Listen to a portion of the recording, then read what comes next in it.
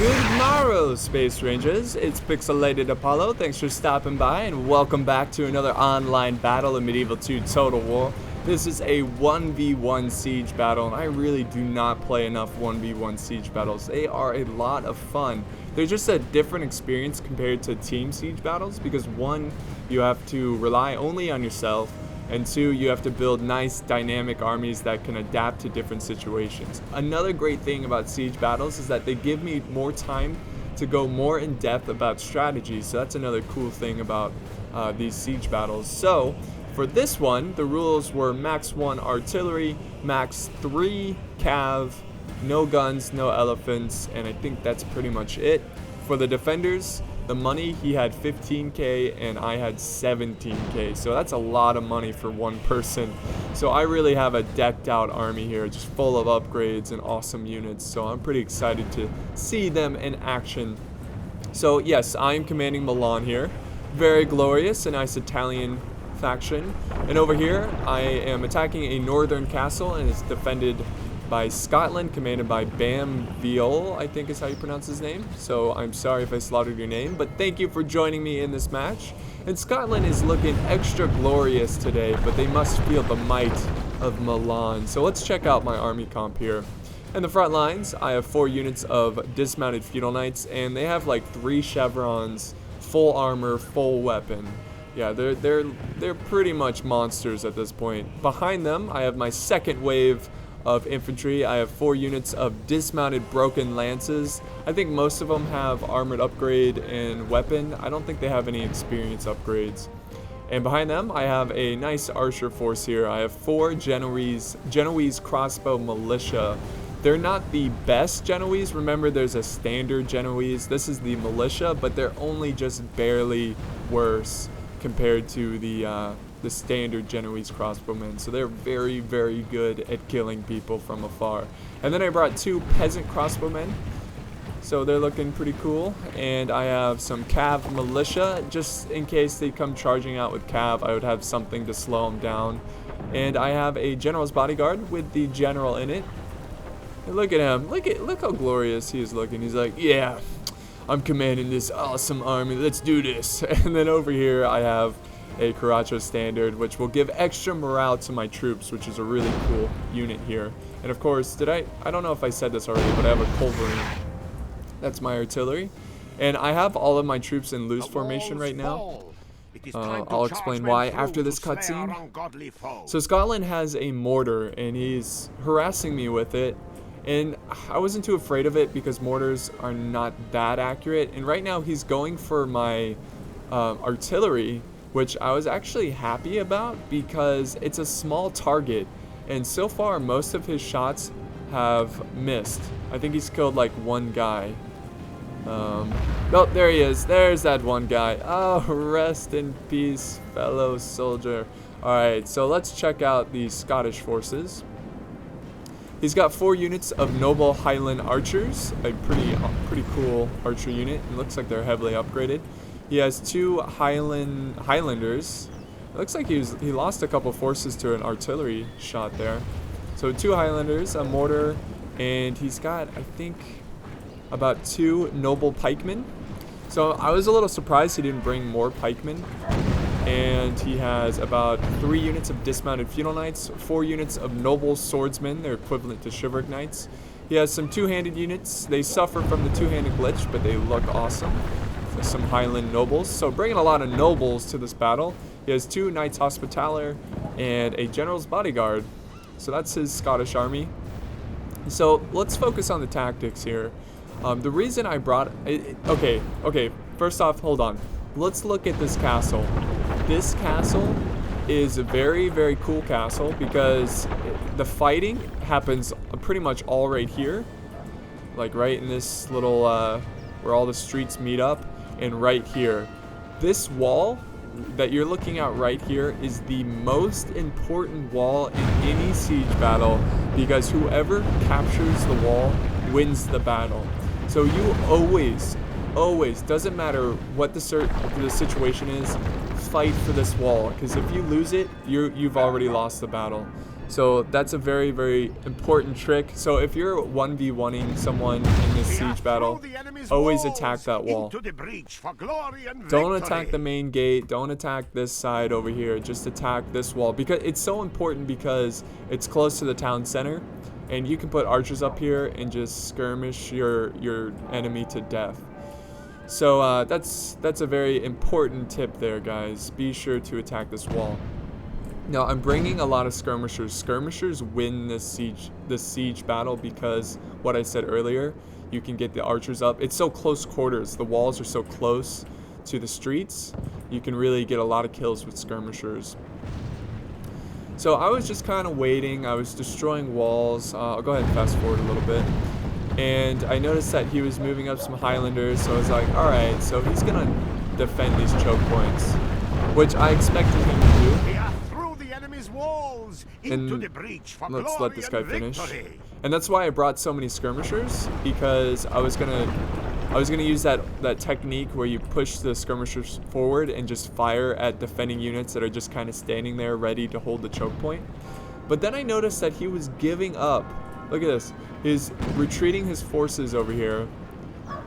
All he's gonna do is defend this choke point right here and right here. So he's holding the town center. And I was like, well, I'm moving in because I need to take advantage of this. So I'm moving my army together all at once, because all units have special abilities to protect each other. So you should always move your army together like one unit, because they are more effective that way and they can support each other. So my goal here was to get this cav. I was going to sneak around and open up the gates, but then I noticed that he's charging out some Knights Hospitaller. So I need to protect my my army from any deadly cav charges. So I'm just kind of scaring him away, letting him know that I noticed his cav and that he's not really going to be able to do much against me, because I will stop him. And if his cav is stopped from my cav, his cav is pretty much dead, because I have infantry nearby that will support my cav. So, and I'm pushing up the standard. That's also very important. It's going to be very useful in choke points. It's going to give my men that extra morale.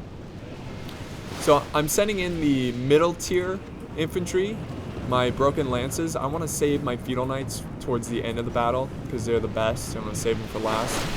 Sending them in first so they can capture this area. And at this point, I am good to go. Look at this. Now I'm charging forward. My Genoese were right behind them, and I'm rushing them forward up to this wall here. They bug out and they just stand there, so I had to make sure I babysit them up this wall. But we are fighting, guys, and this is very, very good for me, because I have captured the walls just like that, and I'm keeping the Scottish back from attacking my crossbowmen. And I've got more crossbows going up on this wall. I'm trying to get on every single wall so I can get the best angles possible on the defenders. Here they are. Genoese power. And I've got all of my broken lances over here. I got 2 waiting in reserve and 2 fighting. So I don't expect to win in the melee fight over here. I'm just holding them back. So yes, look at this. Look at that angle. So much death and destruction. This is why this wall is so important. And then I'm pushing forward this standard. Gonna put them behind the building. Yes. All right. So now over here, I sent 2 units of dismounted men-at-arms. This is my weakest infantry. They're the weakest, kind of like heavy infantry, like weakest decent, I guess you could say. And look at this. This is actually pretty smart by Scotland. He's going to come charging in with a lot of troops here. It looks like he's got some Highlanders in his cav. And that got me off guard. I was like, crap. Quickly, defend the archers, because I have 2 units of those peasant crossbowmen. I was going to use them to flank around and fire at the pikemen. And now he's committing some noble swordsmen. And my men-at-arms, they will not be able to fight noble swordsmen for too long. And this unit over here is surrounded. But look at this, victory seems certain. Not for long though. We've got some noble swordsmen coming in. But I'm trying to buy time, and now what I'm going to do is send some reserves over there, some feudal knights to help them out. Oh, and this I can't believe this. He sniped my general with his mortar, and I was so disappointed. I was like, oh my god. Because Milan can be a little skittish when it comes to their morale. I'm just glad I brought this standard. I was like, great. My general's dead just like that. He didn't even see any action. Just sniped from a mortar. It was really tragic. But I was feeling okay because my positioning here was pretty good. So I've got my peasant crossbows up here right in the center in the middle gate here. Got another unit here. Look at this angle though. This is just... it feels good right now if you're a men-at-arms having that support of the crossbows. There's a couple firing down in this grouping of infantry, and there's a couple firing at the pikemen, because those pikemen can be pretty useful, so I want to be sure to kill them. And he's going to get them out of there to try to save their lives from my crossbows. And the fight continues on over here. My men are actually doing pretty well against the Scottish forces here. I still have my reserves. I still have my standard over here. And look, this is like my final death punch when I charge in these dismounted feudal knights. They're just waiting, using the walls as protection against the enemy bows. And look at this. I focused a couple units of my Genoese on these noble Highland archers. Look at this. Look how many are already dead. And this is a pretty expensive unit, and it looks like they have some armored upgrades, so this is a pretty good win for me. And now Scotland. This is also a very smart decision by Scotland. He's going to try to flank around and hammer and anvil my infantry here. And that would be very devastating. But I noticed that early, so I had some cav over here. They're ready to go to protect the flank. I'm also going to send my general unit because it's a very good unit, even though the general is dead. So I also repositioned my crossbowmen to this wall so they can fire down at the knights here. But here we go. Here we go. My cav militia, they have armored upgrade and weapon upgrade. So they're keeping them back. Another great positioning here of the peasant crossbowmen. Here comes the general's bodyguard. You failed the general, but there's not much you could do. He was sniped by a mortar. Go kill some Scottish. Get his revenge. I love when generals are just sniped out of nowhere because they're so hard to kill, and when you get them with one shot from artillery, it's so funny. And then I sent in another reserve here, so now I'm down to just one reserve of the dismounted broken lances. And Scotland, he's doing his best to hold me back, but my Genoese are unforgiving. They are just relentless. Wave after wave, getting multiple kills. And I'm going to show you the end result so you can see how many kills they get. I mean, look at the dead bodies are piling up here. It's a massive graveyard. And the fight is going well over here. I've got my feudal knights in reserve. Actually, I'm sending them in to go fight. I noticed that Scotland's pushing forward his noble pikemen. And my men-at-arms are breaking, but I'm pretty proud of them. I'm okay with them breaking because they were outmatched. They were outclassed. Look at this badass. This Scottish guy's like, yo, what up? Boom, right in the back. You're dead. Nice to meet you. Welcome to Scotland. Oh, it was a noble. Oh, and then he got a taste of his own medicine. Stabbed in the back. So the cav fight is going very well. Only half the enemy force remains. Only half the enemy force remains. It's going well because I have the support of the peasant crossbowmen. So let's watch this epic cav battle. You don't really see these too often in siege battles.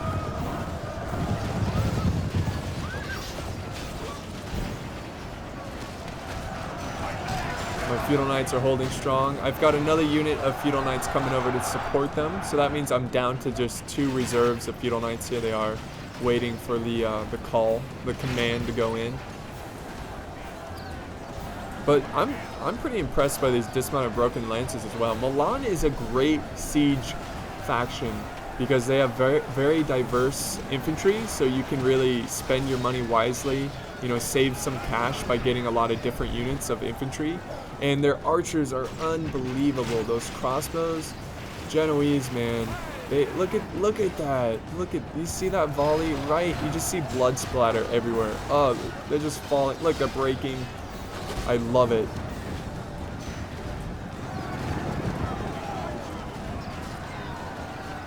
Alright, so over here we won the cav battle. They ran away. I'm chasing them down to finish them off so I don't have to worry about them again. We have the Scottish general leaving his men, so that's good. It can ruin their morale, you know, the general being far away. And I'm going to go ahead and take them on, because I don't really lose anything if I lose these 2 units, because the general's not in it, so I might as well just be, you know, taking all the risks with my general's bodyguard. And what I'm doing over here is I'm also marching over my peasant crossbowmen, so they're going to use the walls. Again, this is why walls are so important. I'm going to use the walls, position them right here, and they're going to get a direct angle to the general. And I don't care about friendly fire because it's worth it if I can kill the Scottish general. And so my feudal knights are going to clean up after the men-at-arms. They should be able to win this one fairly easy. And their lines are cracking over here, so we're breaking through. We are breaking through.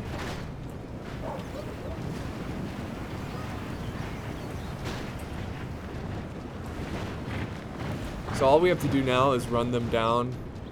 And I was thinking a great way to break these units is to get behind them. So I was going to take one of these broken lances and just sneak around and do like a little hammer and anvil with infantry. For the town center, men! From Milan! And here's the cav fight, and at this point, unfortunately, he had to leave. He had to go, which happens, you know. There's life, you know, we have life, we have to go and do things. So I was like, alright, just exit out, don't admit defeat, so I can finish off your Scottish forces. But at this point, I think this was a pretty sure victory for me. Pretty sure victory. If you look at the balance of power, I've lost 28% and he's lost 90%. So Scotland, he did a lot of solid tactics. You know, he held the choke points. He tried to flank around with cav. It's just, I wanted to use this video because I wanted to explain how important the walls here were, just at taking out enemy defending forces. It's just, they're so useful. And if you're defending this castle, you have to fight for that wall. Now, of course, if the attacker is attacking the main gate, then whatever, you don't have to worry about it. But when they're attacking this wall, fight for it. Even if you lose fighting for it, you know, you put up a great fighting chance. And there goes the general. Is dead. We have sent the idiot to hell. The idiot to hell. It was a payback for killing my general. And his brave Scottish troops here are gonna hold, even though they're outnumbered. I've got my standard crew charging in. They want to get their spears wet. And here comes the feudal knights that were fighting in this choke point. Look at the carnage over here. Absolutely carnageful. Carnageful. Alright, so we're killing the mortar crew. The crew that killed the general. Rest his soul. And I'm trying to flank around here with some feudal knights. My lord! My Our lord! men are in command of the castle! Yes, we are. A glorious victory. So if you guys have any questions about tactics, be sure to leave comments. I'll be happy to answer your questions, or other experienced Medieval 2 Siege players will answer them. And I will love... what am I trying to say here? I will definitely make more 1v1 siege battles in the future because they are very fun and competitive. And who knows? Maybe this is a little sneak peek, but there might be, not for sure, but there might be a siege battle tournament, a 1v1 siege battle tournament. I don't know. It's not for sure, but I'm thinking about it. You guys deserve to play in an awesome tournament. Alright, here's the lone Scottish noble Highland archer. They're like, surrender, and he's like, never! And he's dead. So, a great battle, By the really Lord fun. above, I had a our good foe has time been playing, much so thank you. humbled. Let all who Well, remember let's this let this guy day finish. remember it as the day of our most Most glorious victories. Alright guys, so here's the end results. Bam, thank you for playing with me. It was a lot of fun. I really enjoyed it. I lost only 273 troops. And the funny thing is, Bam, he put up a decent defense. He held the choke points. He made sure he didn't get flanked or anything like that. It's just that he gave up the walls. That one simple mistake. Giving up the walls, you will lose. I promise you that. So make sure if you're defending, you defend these walls. And it was a lot of fun, guys. I hope you enjoyed this one. I hope you learned some new stuff. And I'll see you in the next one.